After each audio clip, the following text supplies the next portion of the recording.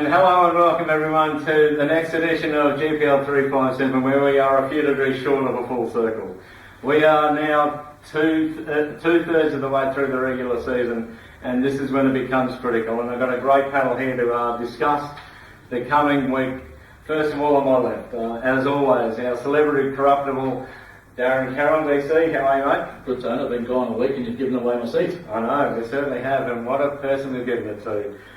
None other, one of the mighty Gunners. He was best and fairest in their premiership year way back in 2012. He's got 2 All Latrobe shirts.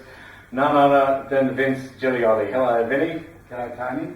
Thanks for having me on board. Pleasure to be here, guys. We'll, as always, do the reviews. We'll go and search for some lost degrees. We'll have a bit of a chat to these two about their seasons of their teams. We've got one great 100-game player, and then we'll do the tips for next week.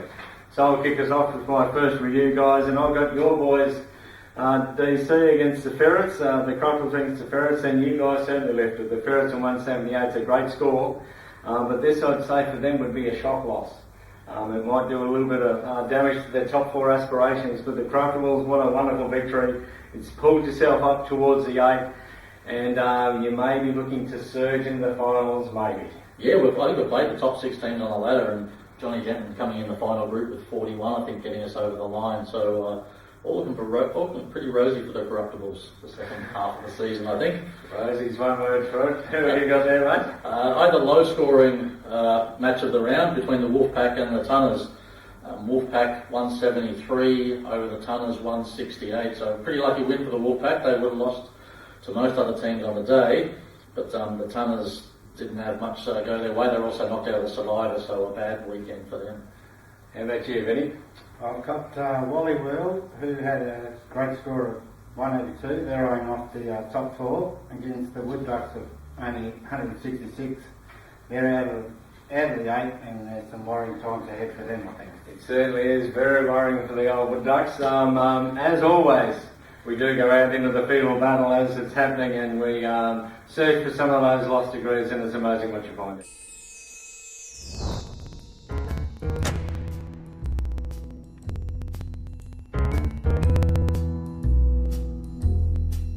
Scruffin McLeod and the back 9 Mafia guys. Hi, Tony.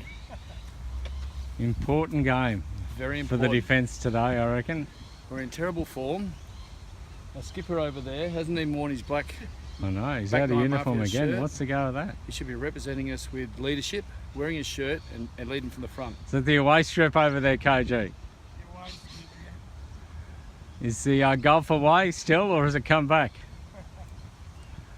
Oh, no comment. No worries, Scraps. Keep going, mate. Well, it's worrying times at the back on market. They seem to have been a bit of internal sledging out there. How did they go, DC? Well, they actually had a pretty good score, probably almost their best score of the season, at 182.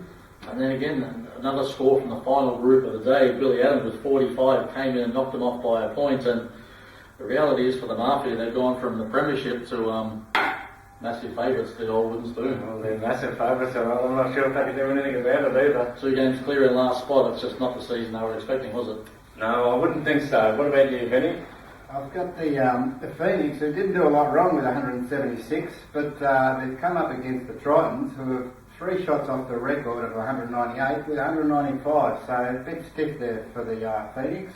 Yeah, the Tridents are really starting to flex their muscles. They've got themselves into the 4, knocked Wally World out, and that might be a sign of the future. I've got the team that is taking everything by storm. The Mighty Buglers were up against the All Night Chemists, and this was unbelievable. The Chemists only had 6 play, and they've come up with 183 in a magnificent performance by a few players. But in a devastating blow, the Buglers just seem to keep getting it done. They've got up by a point. Once again, the last group's coming in, doing all the damage, and they stay undefeated after 10 rounds, and quite frankly, it's hard to see where their next loss is coming. DC? Or where their first loss is coming from. Exactly. The Gunners, so Vinny's team, 182 defeated the Wanderers 174. Do you know who played well for the Gunners on Saturday? Was there anyone play well? Vince, how'd you go Saturday? 41. 41, very good, yes. So our panellists got them over the line with a great score out there on Saturday morning. And the Gunners have moved themselves into the 8 and looking ominous. Had a poor season last year, but certainly back to their best at this stage of the season. Doing very well. Vinny, how about yourself, mate? I've got the Sewer Rats up against F Troop, who have already ordered jumpers for the finals. And they had a great score of 181, but the Sewer Rats, they're living up to their own reputation, and they had 184. And just a cheer out to Rod Pfeiffer, who's just getting over a little bit of vertigo. He's been out of action for over a week. Well, Get back on board soon. hopefully he does get back. Vertigo comes in many ways, many shapes. Yeah, sometimes it's a shape of a little brown bottle. Guys, your seasons are going beautifully. The Gunners and Truffles both in the hunt for the finals. Where to from here? How do you see the Gunners cutting through these last 5 rounds, Vinny? Well, I think we're led well by our captain Shane, and he has been solid this year in Cal. But having Ashley back on board this year, Ash Petter, he's been really solid, and I think he can get us over the line, and we'll be looking forward to playing finals again where we should be. Yeah, it's been a pretty good solid season from Ash. How about you, Daz? You're just out of the 8 always, it seems to be. You're close, but you're off to Scotland for a couple of weeks, just leaving them. How do you think the Truffles going to handle your disappearance for a few rounds? They'll be fine. One player's not making that much of a difference, but this week we're missing, I think, 4, with 3 others making the massive trip up to Yarrawonga as well. So Lucky you find the Wood Ducks who are going shopping. yes, the Wood Ducks are probably missing 11 players. So we're still possibly a chance to win this week, and the week after, when most are back on board except myself, I think we can still continue to crank out the wins, because the way the ladder's looking, 1 loss and you could be plummeting 5 or 6 spots per week. Yeah, it's the Vultures in 15th and 1 win out of the finals, which is pretty compressed. Guys, who do you fear, Daz? Who do you reckon's going to win this thing? If it's not the Crupples, who's going to be your grand final opponents, you reckon? Okay, well, the Bugles are 10-0, so it's hard to go past them, but I mean, does with every win create extra pressure to mean that the next loss is coming? I mean, could you have an undefeated season all the way through and then lose the grand final? It'd be shattering. That would be, so maybe a loss on the way for them might not be the worst thing. Sewer Rats have jumped up this year. Yeah, look, Tridents and Wally World, Ferrets, a lot of strong teams. It's hard to pick, but I would say if the Corruptibles made it, this year we might be up against the Ferrets, who we just beat, so we'd be favourites in the grand final. That would be magnificent. Vinny, how about you, the Gunners? Who are you eyeing off, mate? Well, I'm a big part of the Sewer Rats, because I've got a lot of friends, a lot of mates in the Sewer Rats, and I'd love to see them make finals and do well in the finals. Not against us, of course, but I'm with Darren that it's hard to go past the Buglers, because they are in stellar form this year, and just hope they don't choke in the finals like they did last year. Yeah, they do have that albatross well and truly around their neck, there's no doubt. One guy who has been magnificent over the course of 99 games, he's about to play his 100th, is Dave Ristevsky from the All Night Chemists. The Chemists don't have a lot in their trophy cabinet, and Dave, being a Richmond supporter, I think he can really get the understanding of how that's going. Not a lot of finals action, but maybe this year is when they'll start to turn around. So well done, Dave, on your 100 games, and may there be 100 more. All we've got now, guys, is to rip through the chips for round 11, and this is where it's getting really crucial. Ferrets are playing the Bugles in what is an absolute blockbuster, an old-time blockbuster when we started, and now they're back up the top again. I can't go past the Bugles, although I think the Ferrets will make them earn it. I think the Bugles in a close one. DC? Yes. I think Buglers in a close one. Ferrets may have a couple up there at Yarrawonga as well, so Buglers for me on this. Yeah, no heroics from me either, mate. I'm sticking with the form team, the Buglers. Well, after that blockbuster, we've got the Crupples against the Wood Ducks, which I believe is going to be something like 6 against 6.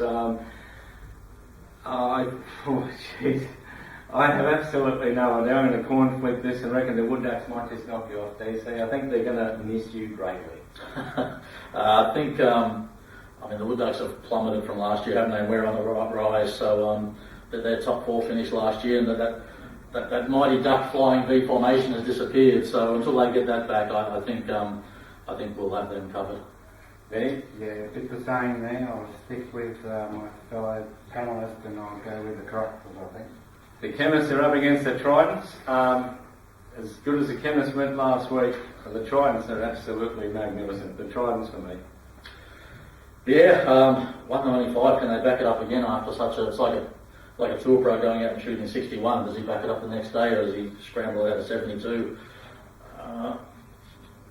This could be the week that Chemists might get 11 on the park. You never know. Depending, there might be a quiet Friday evening in for them. There's new liquor wars around the place, I don't think. I don't know why. I don't know why I'll tip them, but I will tip them. Chemists. I'm going to Chemist actually. A couple of good players there, James Bain and David Ristetsky playing in Thomas Town. I think might lift and get them over the line. Lifting for the 100 is not a bad idea. Wally World against F Troop. If F Troop don't win this, those jumpers may be perfect for 2018. So I reckon F Troop might come up with a bit of an upset. I'll still go Wally World, but hope F Troop have a good enough score to keep them in the Survivor, because I was my tip in that last week. But I don't know whether they'll get over the line against Wally World. They might be a bit too strong. I'm tipping F Troop for one reason only. I used to be part of the F Troop many years ago, and that's the only reason I'm going for them. No worries, they're better for your moving your loss. The Phoenix against the Wanderers, once again two teams. The Wanderers lost last week, but there was no real damage done, and I think they might bounce back and continue their search towards the finals. DC? Yeah, Phoenix probably have to win this one, don't they? They're sitting in 16th with only 3 wins. Only a game out of the 8, but that'll be definitely 2 games out if they lose this week. So Phoenix have to win this one, and I think it should be enough for them to win. Yeah, Wanderers for me. They had a good game last week, just come up against better opposition in the Gummers. I think I'll get over the line this week. Yeah, no doubt. The Surats taking all comers against the Tunners. The Tunners need to win this, but the Surats are playing fantastic. I think the Tunners might just slip one more time. They need to, and I'll pick the Tunners once again in an upset. Yeah, Surats at 8-2. That's probably the best they've ever been on, say, at this stage of the season, isn't it? So certainly. Now the pressure intensifies on them as well. But will they continue that form, or will they have a bit of North Melbourne from last year and drop the last 7 or 8 games? They are riding high at the moment though, so it's hard to look past them. But I'll go Tunners. Really? Right, hard to go past the Surats for mine. Shem McDonald in stellar form, and Precy's also hitting his straps. I'll go the Surats. Yeah, they are playing well. Your boys, the Gummers, are against the Vultures. You just don't know what the Vultures are going to bring when they bring it. They bring it hard and strong, but I think the Gummers' consistency might just get you over the line. Vinny? DC? Yeah, well, I mean, the Vultures after a great score last week, but it's funny, we've written them off all year, and as you say, they're only a game out of the 8. Could take, they're 6 points behind the Gunners, but look, Vinny's had 41 last week, he's had a practice round today, so he could have 50 this weekend, so Gunners comfortably with Vinny leading the charge. Yeah, Gunners for me, I don't want to get kicked out of his team, so hasn't he? No doubt. And then finally the Wolfpack against the Back Nine Mafia. The Mafia, they're in all sorts. The only thing they've got left to go is when they knock over Wally World and the curse kicks in, but I don't think the curse is against the Wolfpack, so I reckon the Wolfpack will get over the line. To avoid this, they have to win. They do. So, yeah. Back Nine Mafia need this one severely. I don't think they can. I think the Wolfpack are going to win this one, and with Tony Costanza hitting his straps last week, 37, he's on the mend, and I think the Wolfpack will get the job done. Yeah, they're a good side when they play ball, there's no doubt. Well guys, that is it. Round 11 approaching. Thank you very much for coming in, Benny, and having your insightful thoughts. Have a safe trip, DC. Don't worry about the crocodiles when you're standing on the first tee at St Andrews. I'm sure they'll be able to get it done without you there. Anyway, everyone, don't forget, if you want to win this thing, you need to turn up and play well. This has been GPL 357, and we'll see you on the weekend.